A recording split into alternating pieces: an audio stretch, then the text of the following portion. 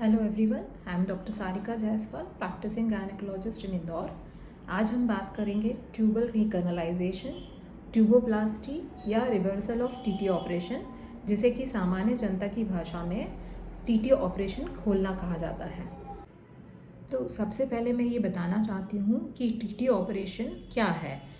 Tubectomy, TT operation या tubal sterilization permanent contraception का एक मेथड है, जिसमें कि दोनों फेलोपियन ट्यूब्स को एक लूप बनाकर या तो काट दिया जाता है, जैसा कि ओपन टेक्निक में होता है, या फिर लूप बनाकर उस पर रिंग अप्लाई कर दी जाती है, जिन्हें कि फैलोप्स रिंग कहते हैं। यह लैप्रोस्कोपिक टेक्निक में होता है। सो ट्यूबल रिकैनालाइजेशन या ट्यूबोप्लास्टी ऑपरेशन का उद्देश्य होता है कि जो ट्यूब्स ब्लॉक हो गई हैं उन्हें वापस से खोलकर दोनों ही एंड्स को आपस में जोड़ दिया जाता है, जिसे कि ट्यूबल रिकैनालाइजेशन कहते हैं। Now come to the methods of tuboplasty operation. यह दो तरीके से किया जा सकता है। फर्स्ट इज़ ओपन टेक्निक, जिसमें कि माइक्रो सर्जिकल टेक्निक यूज़ की जाती है, एंड सेकेंड इज़ लैप्रोस्कोपिक, मतलब दूरबीन से ऑपरेशन करना। हम हमारे सेंटर में दोनों ही टेक्निक से यह ऑपरेशन करते हैं। Now the success of tuboplasty operation, मतलब ट्यूब्स खोलने के बाद में प्रेगनेंसी होने के चांसेस बहुत सारे फैक्टर्स पर डिपेंड करते हैं, जो इस तरह हैं। First factor is TT operation किस मेथड से हुआ है, ओपन टेक्निक से हुआ है या फिर लैप्रोस्कोपिकली हुआ है। ओपन टेक्निक में चांसेस सक्सेस रेट कम होती है, क्योंकि इसमें ट्यूब का एक बड़ा हिस्सा काटा जाता है, जिससे कि ट्यूब्स की लेंथ कम हो जाती है, जबकि लैप्रोस्कोपिक टेक्निक में या तो ट्यूब काटी नहीं जाती है या फिर उसे रिंग के द्वारा ब्लॉक किया जाता है। तो इसमें हमें ट्यूब्स की लंबाई ज़्यादा मिलती है after the recanalisation. Second factor is time since TT operation.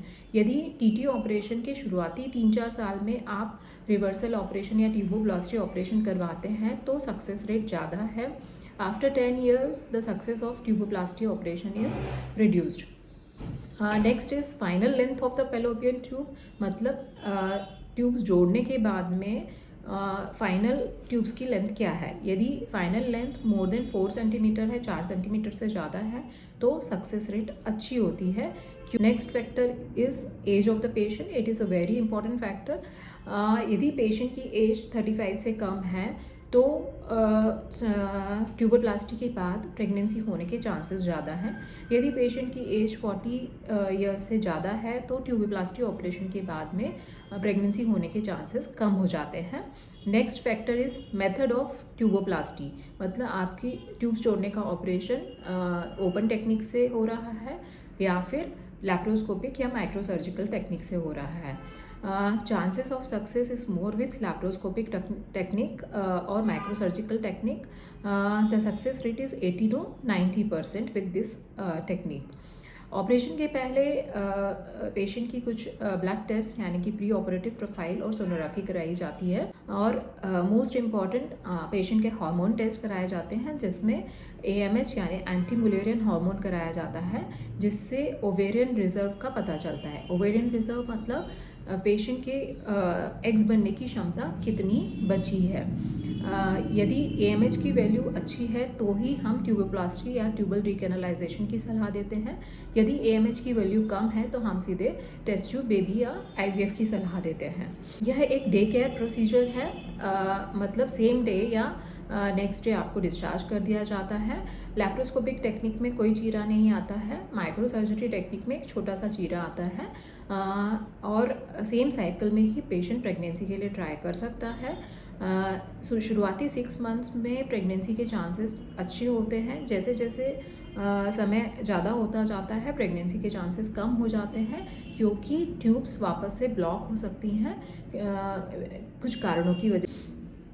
अंत में मैं ये कहना चाहूँगी कि लैप्रोस्कोपिक या माइक्रो सर्जिकल ट्यूबोप्लास्टी या ट्यूबल रिकैनालाइजेशन के बाद प्रेगनेंसी होने के चांसेस 80 to 90% होते हैं। इसलिए यदि पेशेंट यंग है और पेशेंट का टीटी ऑपरेशन लैप्रोस्कोपिकली हुआ है तो ट्यूबल रीकैनलाइजेशन एक अच्छा ऑप्शन है पेशेंट को प्रेगनेंसी देने का बजाय कि आईवीएफ या टेस्ट ट्यूब बेबी, क्योंकि आईवीएफ में हाई डोज में हार्मोन्स दिए जाते हैं जिसके कि कई साइड इफ़ेक्ट्स भी हो सकते हैं एंड आईवीएफ एक कॉस्टली प्रोसीजर है। इसलिए जिन पेशेंट्स में ट्यूबोप्लास्टी के सफल होने के चांसेस ज़्यादा हैं उनमें ट्यूबोप्लास्टी ऑपरेशन एक बेहतर विकल्प है। Thank you.